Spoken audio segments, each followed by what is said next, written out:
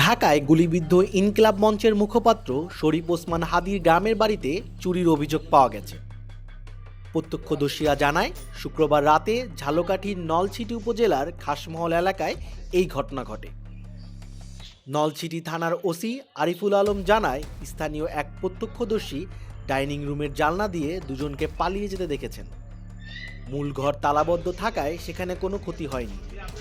Dining room থেকে কোনো মালামাল নেওয়া হয়েছে কিনা তা বাড়ির মালিক নিশ্চিত না করা পর্যন্ত বলা যাচ্ছে না। পুলিশ আরও জানায়, বাসার গেটের সামনে খুচরা পয়সার একটি ব্যাগ ফেলে রেখে গেছে চোর। স্থানীয়রা সেটি উদ্ধার করে পুলিশের কাছে জমা দেয়, তবে সেখানে কত টাকা রয়েছে তা নিশ্চিত করা যায়নি। বাড়িতে ওসমান হাদির বোন তার পরিবার নিয়ে থাকতেন। শুক্রবার হাদি গুলিবিদ্ধ হওয়ার সংবাদ পেয়ে তারা ওই দিনই ঢাকায় চলে যান। ওসমান হাদির চাচাতো ভাই সিরাজুল ইসলাম বলেন, বাড়িতে কেউ না থাকার সুযোগে জানলা ভেঙে চোর ভেতরে ঢোকে।